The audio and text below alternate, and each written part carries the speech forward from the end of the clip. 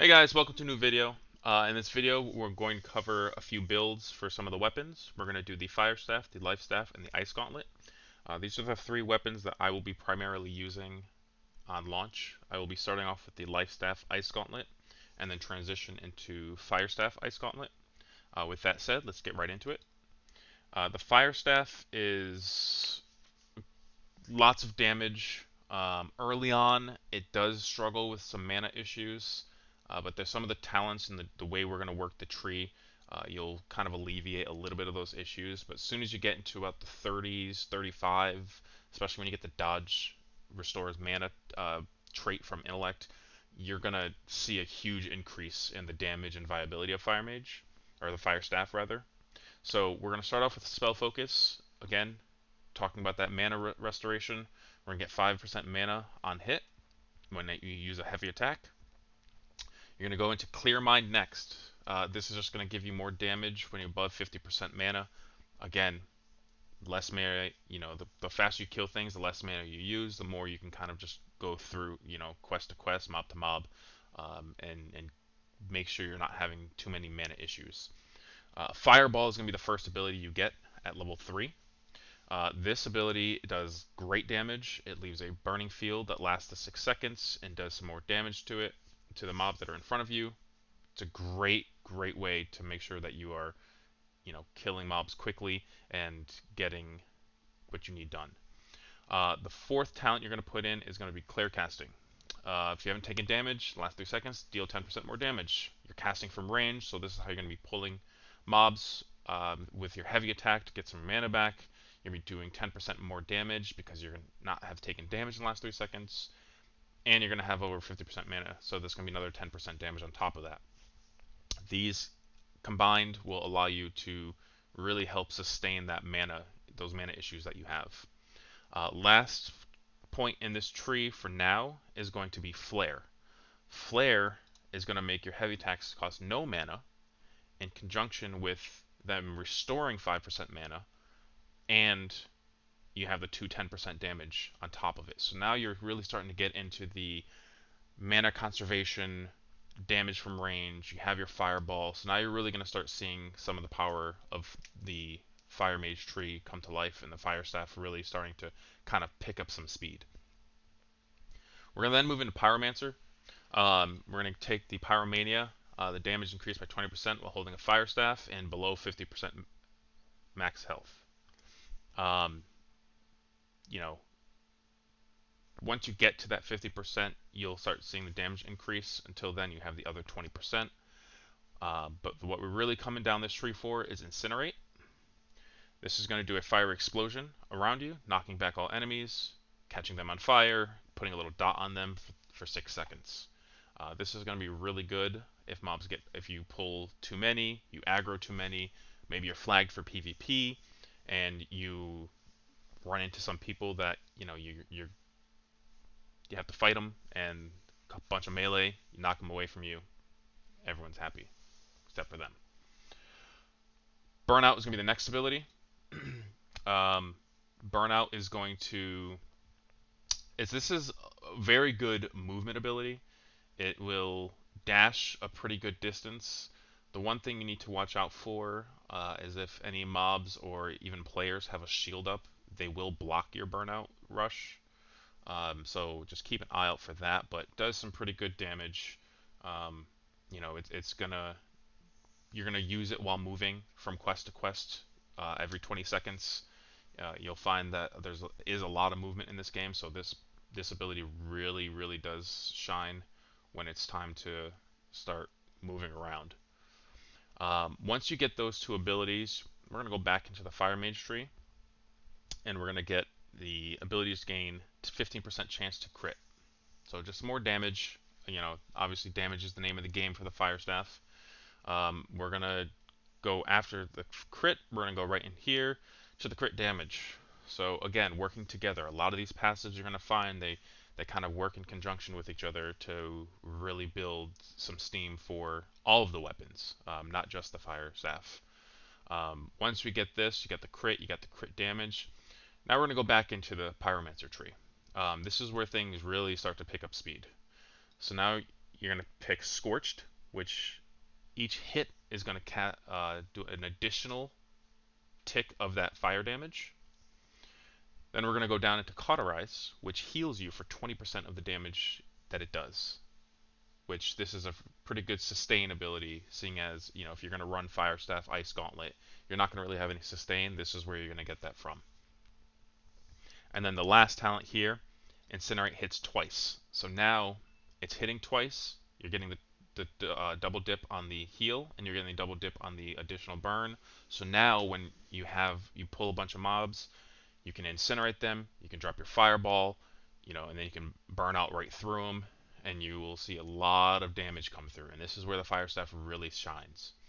After you max out that tree, we're going to go and max out burnout. So we're going to get all in, which cooldown reduction is going to be really good. This will be the last ability you use on certain mobs if you're going to be using this ability for damage as opposed to movement. And then this here, 50% further, gives you distance from the mobs so you can cast safely, or when you're traveling, obviously you're going to get a lot more distance when you're moving around. And then we're going to go into Singe here. So when you crit, you're going to put another dot on them. So now you're going to be using these two passives, the crit and the crit damage. You have all these spells going on. You have a bunch of dots on the mobs, and now you're hitting them with Singe, adding an additional dot to them. This is really going to start melting just a bunch of mobs, and they're going to die before they even get to you, because at this point, you know, you're just melting everything. Last point in this tree, potentially, and I'll go over why, is heavy attacks reduce cooldowns. So now you have heavy attacks restoring mana, you have them no longer consuming mana, you're critting for dots, and now you're reducing the cooldown.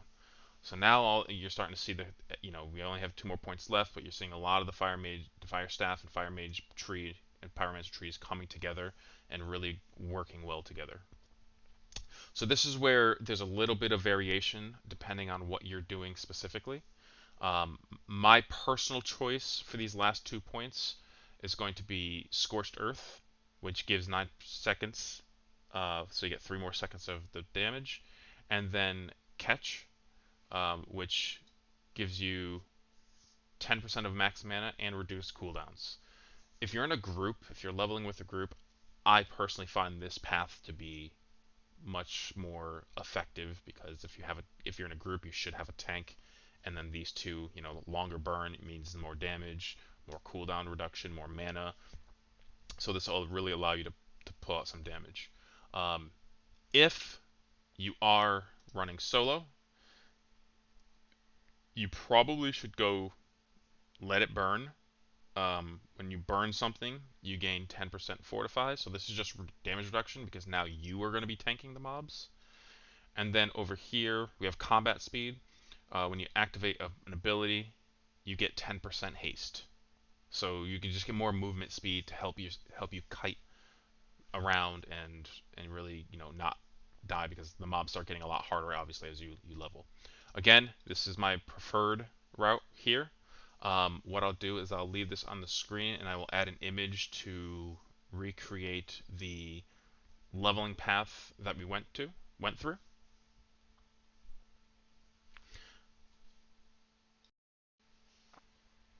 Okay, now we're going to move on to the Ice Gauntlet. The Ice Gauntlet is going to be a lot of CC and a lot of damage, as you're going to soon come to find out. We're going to go ahead, and the first point we're going to be putting into this is going to be Cold Reach. It increases the damage of heavy and light attacks by 15% when they're 15 meters further away from you. Ice Spikes isn't that great of an ability. It does damage based on the majority of the damage is based on the last spike that shoots out of the ground. It's gonna be hard to really hit that consistently, so I kind of stay away from it just because of the inconsistency of the damage it has. So you're gonna rush into Ice Storm. This is the main ability of the Ice Gauntlet. You will see these ice storms down in PvP constantly. You'll see them in PvE constantly. If you watch videos, you're going to see this ice storm everywhere because it does a lot of damage. It does slow. It offers a lot of different utility on top of the damage. Once we get that ice storm, we're going to move back over into the builder tree, and we're going to get quick frost. This increases your speed by 10% in a frosted area. So what this is going to allow you to do is if you are running from somebody or any mobs, or if you have to kite, you can drop an ice storm right in front of you. You run through it, which allows you 10% movement speed, and then they run through it and they get slowed by 25%. So you gain a lot of distance as you're running from them. After that, you're going to go into Ice Shower. Ice Shower is a really strong ability. It puts down an ice shower, which will root people. It will do damage, gives them frostbite, slows them by a tremendous amount. You're going to see a lot of Ice Shower happening as well. And then Entomb. So Entomb is going to be put you in a block of ice, protects you from damage. It has a health bar, so if they break it, it will explode and do damage. Or if you left click, you explode it, do damage, and you knock people back. Great defensive. It's 30-second cooldown. And you'll see a lot of healers running the Ice Gauntlet. Like I'm going to be running the Ice Gauntlet while leveling, primarily because of Entomb and Ice Storm.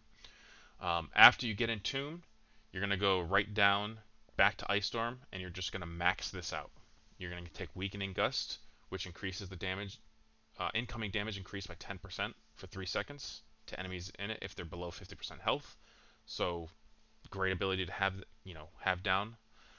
This one is fantastic. Ice Storm mana cost reduction is by 80%. So with this right here, you can see costs 25. If you're at full mana, Ice Storm costs 5 mana. It's great.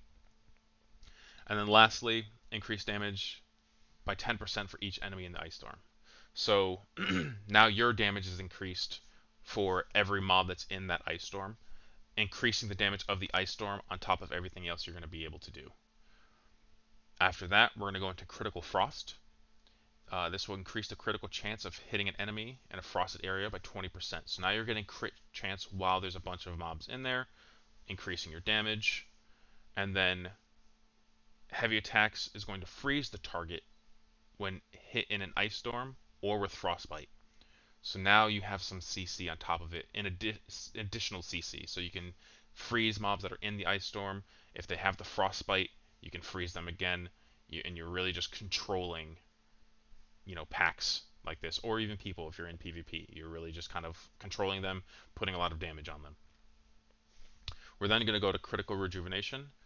15 mana after triggering a critical hit on a target. So now you can see with this 20%, while they're inside, you potentially can get almost a full mana bar back from Ice Storm just critting everybody and just doing a lot of damage. So a lot of sustain here with the Ice Gauntlet, and this is why a lot of people love this weapon. After we get the crit rejuvenation, we're going to go to Energized Critical, increase critical damage of ice spells by 15% while full stamina. Again, if you are in a group, if you're not dodging, you're going to have that full stamina, and now you're going to just increase your damage based on all the crits that you're doing. And then Gathering Storm, hit 3 consecutive light attacks to grant 15 mana. Again, just that sustainability through the weapon is just making sure your mana's up at all times. And then we're going to put points into Ultimate Chill, or a point into Ultimate Chill. Ice abilities, chill targets increase ice damage by 35% for 3 seconds. So now you're just doing even more damage on top of everything else that you've been doing to these people or mobs or whomever you're fighting. Once you're done with that, these last 5 points we're going to put into Enduring Shower, which increases the duration to 7 seconds. This is a 4 seconds, so it's almost double the time, which is going to just obviously double the damage, double the slow, double the CC. Then we're going to go into Quick Shower. So if an ally, including yourself, you get 25% boost of speed for 2 seconds when entering it. So again, using this as a way to move through packs, move through people, control, help your team. Very, very strong ability. And then last for this talent, is Frigid Showers. Now you're applying Rend, reducing defense by 10%. So in addition to all the CC it provides, now you're offering some more utility in reducing the defense of people, mobs, again, whoever you're fighting, and just increasing your damage along with other people's damage to those whoever goes through it. Then we're going to go into Defiant Freeze. Casting an ice ability creates a hardened layer, giving you 20% fortify, which is damage reduction, for 2 seconds. As you can see, there's no internal cooldown on this, so you can pretty much have this up at all times.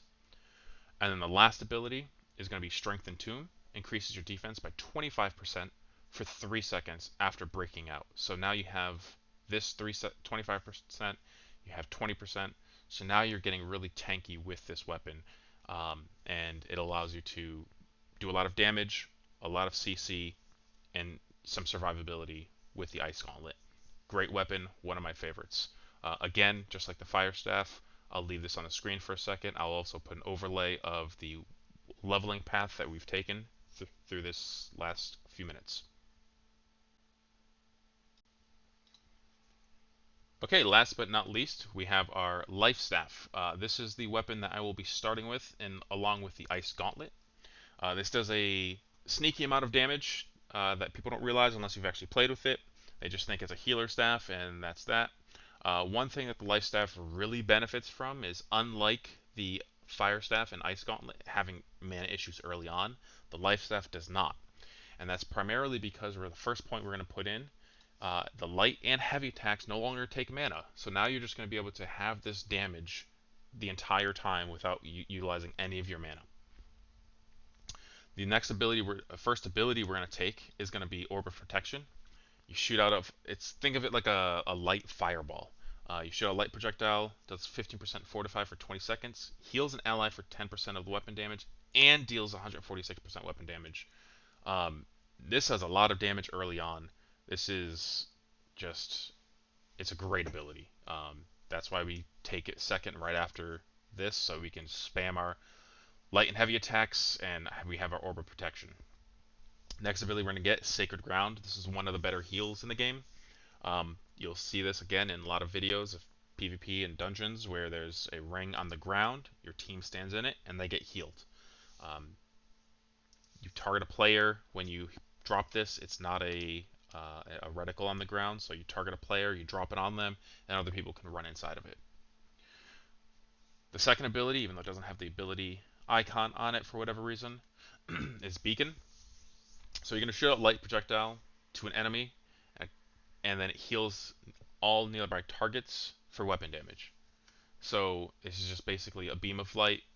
You're going to heal, you do some damage, and then we're going to actually move right down into the area of effect is 50% larger, so now you can heal more people in it.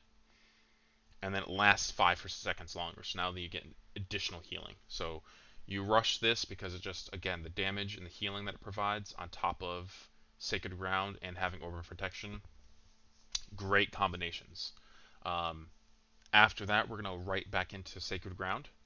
We're going to get stamina and mana regen 100% faster while inside of it. So this helps you and your group with a lot of sustainability. Stamina for the melee users and tanks, dodging and blocking. And then mana if you're putting it in range for your casters or yourself. Blessed is going to be the next one we take. So allies are in Sacred Ground. They're healed for 50% from all healing. So now you have the Sacred Ground down. You're shooting your Orb of Protection. You're getting your beacon out. And you're doing damage and you're healing for a lot of health. So it's really hard for people in your group to die. Next ability we're going to take is Bend Light. So after you dodge, you're going to heal for 20% more for 5 seconds. So this will allow you to just actively dodge, heal, and then you're going to see a huge increase in healing and if needed. Life Staff's light and heavy attacks are going to grant 50% fortify when hitting an enemy. So this is just going to put a buff on you to help you stay alive and take less damage. And then we're going to take this right here, Protector Strength. If you have a buff, you heal for 10% more. So now you're auto-attacking light and heavy attacks, which take no mana. You're buffing yourself with Fortify, and you're increasing the healing you do by 10%. Great combination, great synergy. And then we're going to take the last point here in the protector tree, and that is the second point into the Orb of Protection. Protector's Blessing. Orb projectile hits an ally, they regain recovery for 10 seconds. So it just puts a hot on them, in addition to the burst healing and the fortify that's going to happen through it. So again, just more healing on top of healing. We're going to go back into the healing tree, and we're going to take Intensify. Heavy attacks give you increased healing by 10%, so stacking up to 3 times, so potentially 30% healing. So you can heavy attack, heavy attack, heavy attack. It's going to give you 30% healing from Intensify. It's going to give you Fortify from Protector's Tough. And then you're going to get 10% more healing from Protector's Strength. So you're going to get 40% healing. If someone's in a Sacred Ground, they're going to get 50% more healing. So you can see how the healing of this Life Staff really starts to ramp up, on top of all the damage you're doing from Orb of Protection and Beacon as well. So, great weapon to utilize, especially early on. From there, we're going to go to Revitalize. When you hit with a light attack, you reduce all your cooldowns. So again, going back to Absolved, with the light attacks and heavy attacks, you're going to be doing something with one of those attacks, and it's going to be dependent on what you need. You need cooldown reduction, light attacks. You're still going to get the buff, and you're still going to get this buff. Heavy attack, you're going to increase your healing on top of it, so you're really going to be weaving your attacks based on what you need at that specific time. Sacred Protection will be the next point we go into. While holding Life Staff, increase the base health of friendlies in your group by 10%, so just a nice buff for everybody to have while you're in the group with your Life Staff. And then this one here, I love this ability, or passive, Blissful Touch. Blissful Touch is light attacks now heal the target for 20% web damage when hitting an ally. So your light attacks will heal on top of reducing your cooldowns. So again, just the synergy between their attacks it's great. Desperate Speed will be the next point we go. When you heal an ally less than 50%, the life staff cooldowns are reduced by 10%. So this kind of helps you ramp up if you get into a situation where everyone's starting to die, and you're spamming your light attacks for healing and cooldown reduction, but then you heal them under 50%, and you have blessed down, so now they're taking more healing. And then Desperate Speeds up, so that now you're getting more reduced cooldown, so you can just have a couple Sacred Grounds out, you can have a couple Beacons out. It'll really just start to ramp up your healing. And then we're going to go to Arcane Justice. When hit in battle, activate Healing Aura for you and your nearby friends. This is just, again, a passive. You take any damage, any AoE damage, any residual damage, you're going to start radiating heals. And then the last point is just in Purify. Heal for 30% more when you heal an ally below 50% health. Again, goes back to the 50% health here. Just a lot of synergy with this Life Staff. So that's why it's such a great weapon to start with, and it's so highly coveted in dungeons and wars and Outpost Rush and all of that. Again, I will leave this on the screen for you to screenshot. I'll also put an overlay of the leveling path that we took during this walkthrough.